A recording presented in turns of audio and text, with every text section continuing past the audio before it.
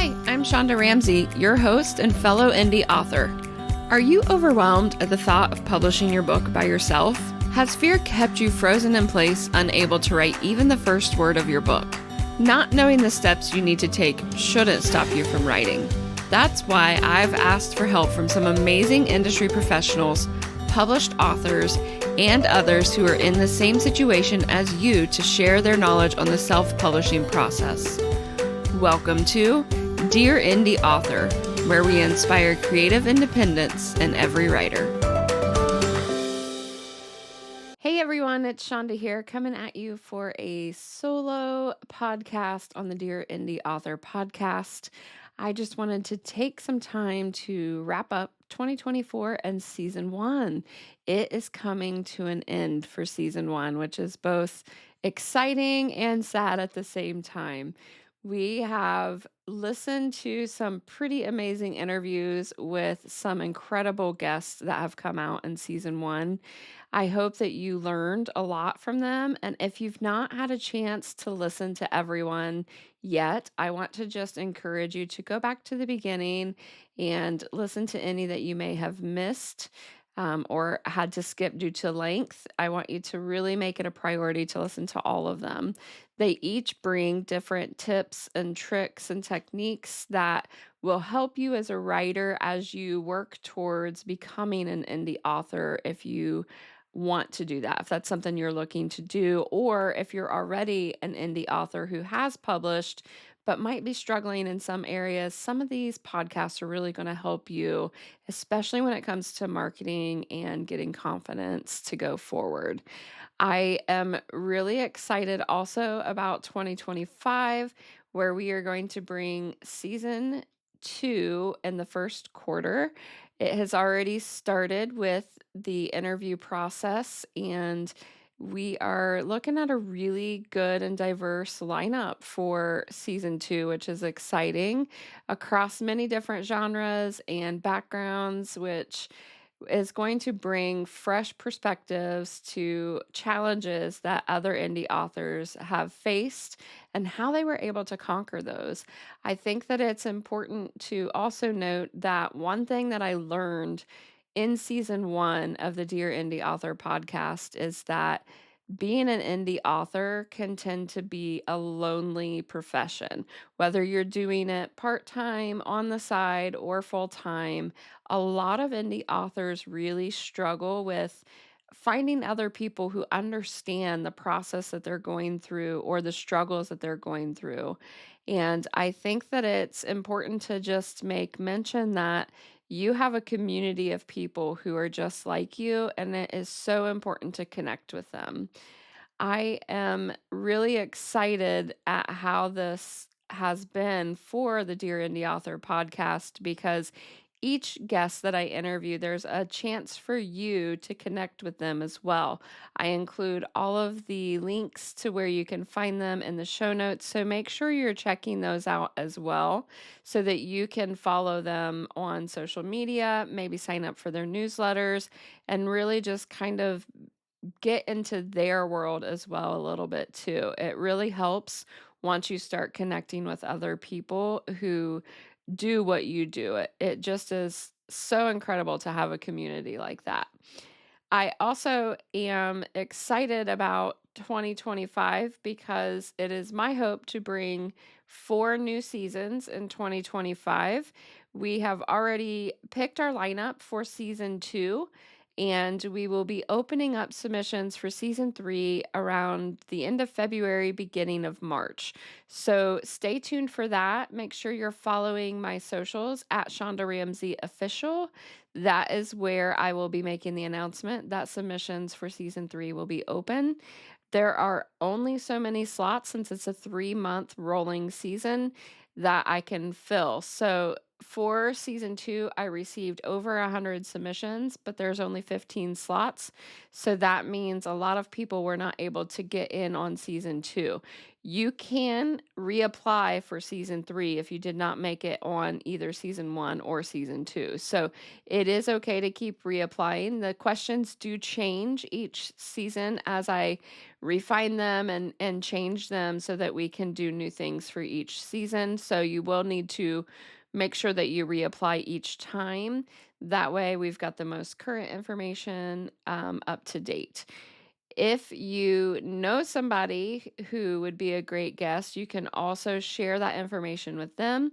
And I ask that if you have listened to the podcast, that you please leave a review for the podcast anywhere that you consume podcasts. That just helps our podcast perform better. It shows us that we're on the right track, and it gives me some insight as to maybe what might need improved as well. I am also open to taking submissions if you have a specific topic that you would like to hear me address on the show. Please send those to hello@shondaramsey.com. I'm more than happy to answer any of those as well and try to get those scheduled in for you. I think it's important that if there's an area that you're struggling, that we find a way to discuss that and seek resolution for you to help you with that. I am really excited too that we are getting ready to enter into a whole new year. I don't know about you, but for me, anytime a year is ending and we're getting ready to go into a new year, I get really excited about the possibilities that can come with a new year. I have been working on my goal planning for the last couple of weeks and really just kind of looking at what 2024 brought me, where I struggled, where I might need to improve for 2025, and how I can really start making my writing process more of a priority than what I have in the past. I think that for me, it's important to do the things that I love doing, and writing is definitely one of those things. And I know this fall, if you've listened to the fall writing updates with Jalen Million and I, you will have heard that I really struggled with what I was writing in the fall. I have been trying to write a romance series. It's a 3-book series for a couple of years now, but every time I sit down to write them, something else comes up. And I feel like I need to shift over to what I am picking up or what I'm hearing, that I should be writing. And so that rang true again this year as I was writing book 1 in the series. Another story kept resurfacing. And so I really felt like I needed to explore that more. And in December, instead of focusing on the romance, I set it to the side for now so that I could go all in on this other book that has been coming to the forefront. And it has just been flowing so organically, so quickly, and probably better than anything I have written in a while. And so that just reiterates to me that we really need to be in tune with ourselves as we're writing so that we are true to who we are as well. It's okay to jump from project to project if that's what you feel you need to do. It also will help if you get writer's block. I get writer's block a lot. And so with the romance books, I feel like that might have been part of what kept happening was I would have writer's block, and so as I would sit and think about it and try to overcome it, then, what I would have to do from there is just explore more what the possibilities could be in another book. And so that has lent its way to another nonfiction book that I'm really excited about and is a really good follow-up to my first book, Authentically Anchored. So that book should come out next year. I am moving along fairly well, and so I'm on target for publishing it next summer.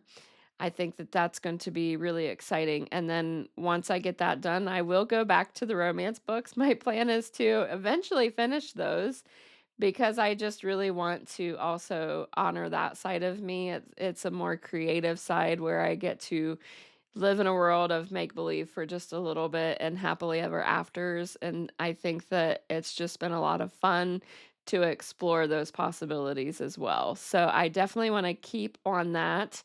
They are a little harder to write, I'm sure, as most fiction writers will tell you that sometimes writing fiction can be quite difficult. Writing nonfiction has proven to be a little easier because it's things that you already know, it's stories that you have lived, lessons that you have learned, and things that you can teach. And so that does make it a little bit easier since you have been there than it does with a fiction book where you're completely making up characters and a world and stories and all those things. But I am still invested in those stories because I've got one already written and one now halfway written of the 3, and so I really wanna just finish all 3 of them. I think that they will still be great books as well. They just may come out a little later, and that's okay, right? So that's the beauty of being an indie author. You create your own timeline, your own schedule, and you can pick what it is that you want to write. And I think that that's important, especially when you're a creative, is just going where your creativity flows. You just move with it, adapt with it, grow with it. And as you are mapping out your 2025 goals, I just really want to encourage you to really listen to your heart when it comes to what you want to pick up next year. If there is a project that's been on your heart for a while now that you've just kept putting off because you didn't think you had the time, I want to encourage you to find the time, make the time. We all have the same 24 hours in a day, and what we do is different, right? So, you may have a full-time job where you are not in the home a whole lot and you have to go out to work, and that may eat into a lot of your time. And so finding the time to write can be a little trickier.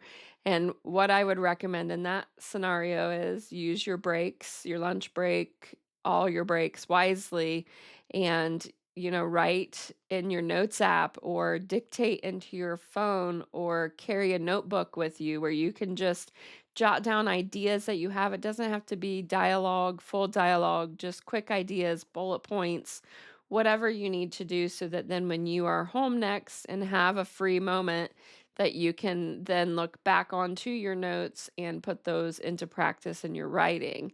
I think that coming up with your own habits when it comes to writing is extremely important and also extremely personal.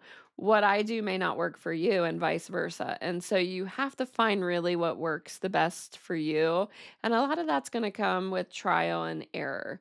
Now, if you're someone who works from home full time and you still find that you don't have the time to write because you're working full time, then I would encourage you to do the same thing. Utilize your breaks, keep your notes up to date, dictate wherever you can, and then find the time later to write.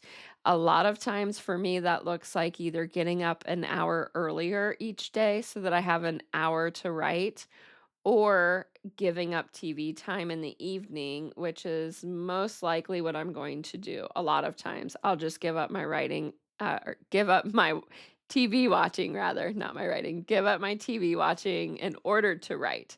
So that's an important thing that you can do as well, just to kind of free up your brain power a little bit. Unless, of course, you need that downtime in order to self-care. That's important too. So just don't overwork yourself or feel like you have to be a slave to your schedule because you don't. You're setting your own timeline, remember? So just extend out your deadlines for yourself. But one thing that really helps me is to actually set deadlines because if I don't set those, then I likely will not write or I will, watch a movie or do something else as opposed to writing. And so I treat my writing, even though it's part time for me, I treat it as if it's a business because it is a business. It's a secondary business or a supplemental income that I may have to a business.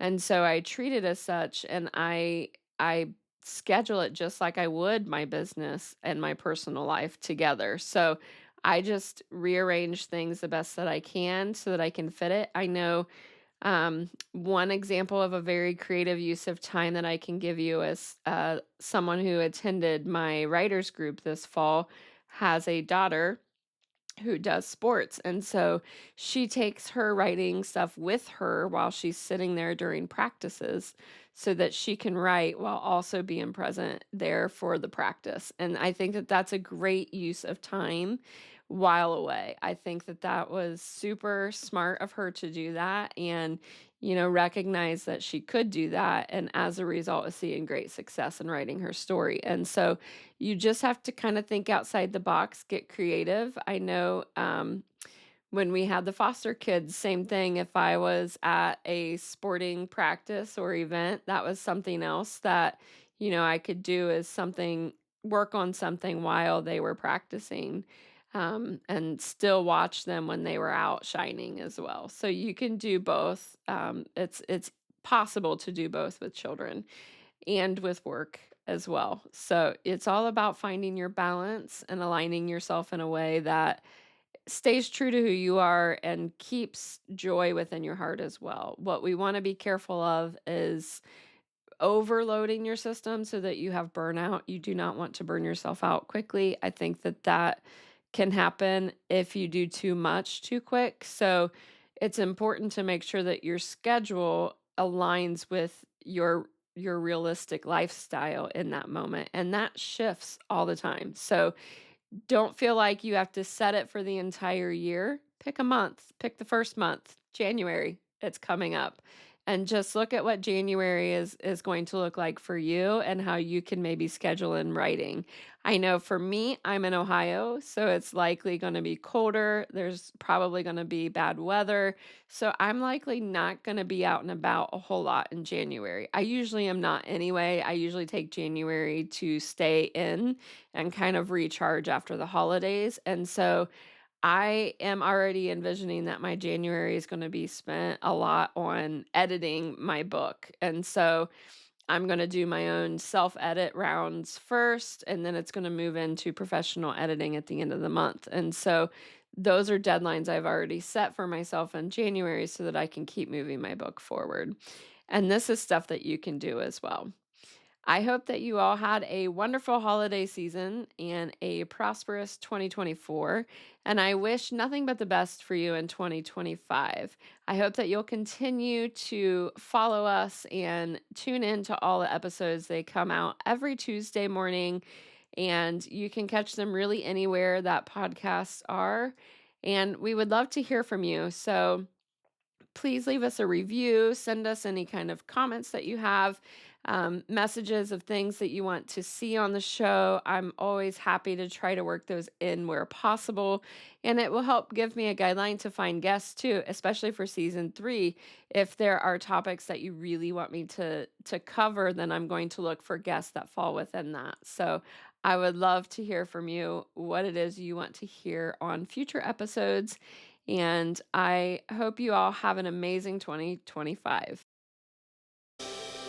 Thanks for listening. I'm your host, Shonda Ramsey. For the show notes and links, head over to shondaramsey.com and don't forget to join in on the conversations on Facebook.